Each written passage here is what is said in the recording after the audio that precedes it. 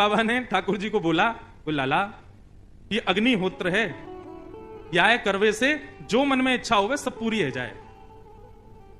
ठाकुर जी बोले जो चाहेंगे सब पूरी है जाए। बोले हाँ अच्छा। अब ठाकुर जी ने घर में तो बताया नहीं, अपने ग्वाल वालों के पास गए। ठाकुर जी के ग्वाल वाल कौन है? मधुमंगल, श्रीदामा, तन सुखा, मन सुखा, धन सुखा, ये ठाकुर जी के ग्वाल वाल हैं। और इनके भी अधिपति प्रेसिडेंट हैं 3.5 वर्ष के ठाकुर जी, जिसमें तन सुखा मन सुखा की उम्र तो 11-12 साल की है।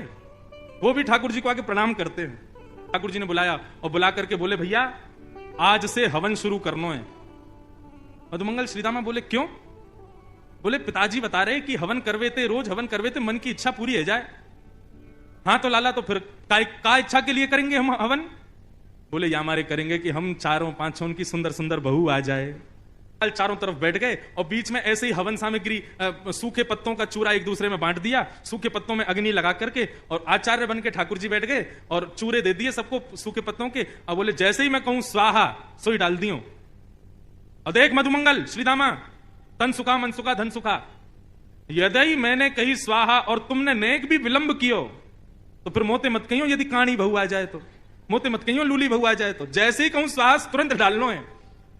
लाला बोले तू बस बोल हम अभी डालें। तो ठाकुर जी कैसे खेलते हैं? ओम स्वाहा, स्वाहा बोलती सब डालते हैं। अब कभी कभी ठाकुर जी करते हैं ओम स्वाहा नहीं बोलते, इतने में देख अब तेरी कहानी आवेगी, तेने डाल दियो। हवन की पूर्ण आहुति पे मधुमंगल ने ज्ञान दिया, लाला ऐसे हवन पूरे ना हुए करें तो कैसे हो? मैं बोले कोई भी यज्ञ की पूर्णता में ब्राह्मणों को भोजन कराना चाहिए, तभी यज्ञ सफल माना जाता है। बोले हाँ तो चलो आज ब्राह्मणों को न्योता दिया मैं। अब तो महाराज कन्हैया, मधुमंगल, श्रीदामा, तनसुखा, मनसुखा, धनसुखा और भी 2-4 और थे सखा ठाकुर जी के, सुबल, सब नाचते कूदते गाते हुए सब पहुंच गए ब्राह्मणों के घर। और ब्राह्मणों के घर जाके कहें आज हमारे घर यज्ञ हुआ है, आपको भोजन पाने आना है।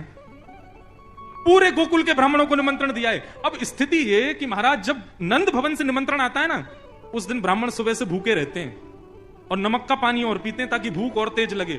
क्यों? बोले आज तो नंद भवन जाना है, 56 भोग मिलेंगे खाने को। और नंदरानी यशोदा और बाबा इतने प्रेम से खिलावे, खूब मना करें बस बस बस है क्यों, फिर भी 2-4 पूड़ी तो जबरदस्ती खवाई दें। तो हमारे भैया सवेरे से ही भोजन त्याग दो और नमक का पानी लगे पीने में। सब ब्राह्मणों को जोर की भूख लगी। शाम का समय हुआ, बढ़िया वस्त्र आदि पहन करके, चंदन आदि लगा करके सारे ब्राह्मण पहुंच गए नंद भवन। अटारी पर बैठी थी यशोदा मैया। यशोदा मैया ने जैसी देखा इतने सारे ब्राह्मण, नीचे उतर करके आई, आज इतने ब्राह्मणों का आगमन मेरे द्वार पे, सबको प्रणाम वंदन। ब्राह्मण बोले मैया प्रणाम प्रणाम बाद में करियो, तू तो पहले कछु खवा, बहुत जोर की भूख लगी है। बोले मैं वही पूछने वाली थी कि आज इतने सारे ब्राह्मणों का मेरे घर पे कैसे आगमन हुआ? ब्राह्मण बोले मैया ये मत पूछो, ऐसा मत कहना कि आपको नहीं पता हम क्यों आए हैं। मैया बोली मुझे सांची में नहीं पता, बताओ तो आप लोग क्यों आए हो? बोले अरे ये तो नंद को लाला खेल गए हो हमारे संग। अरे मैया कहा बताएं, सवेरे सवेरे तुम्हारो नंद को तुम्हारो लाला और सबरे ग्वाल बालन के संग आयो और आकर के निमंत्रण देके गयो कि आज सबन को हमारे यहाँ भोजन पावे आनो है। हम तो मैया अपने घर के चूल्हान ने बुझा के ब्राह्मणी से मना करके कि आज भोजन मत बनाइयो। नमक को पानी पी पी के अपनी भूख इतनी जोर की कर ली है कि थोड़ी बहुत देर में यदि भोजन नहीं मिला तो एक दूसरे खा जाएंगे हम। मैया तुम्हारे लाला ने निमंत्रण दियो। मैया बोली देखो भोजन की व्यवस्था करने में मुझको समय लगेगा क्योंकि मुझे पता नहीं था आप आने वाले हैं, तो वो तो मैं सब कर दूंगी, लेकिन उससे पहले आपके यजमान को तो ढूंढो कहां है, जिसने आपको निमंत्रण दिया पहले उसको तो पकड़ के लाओ। सब ब्राह्मणों के संग मैया निकल पड़ी खोजने।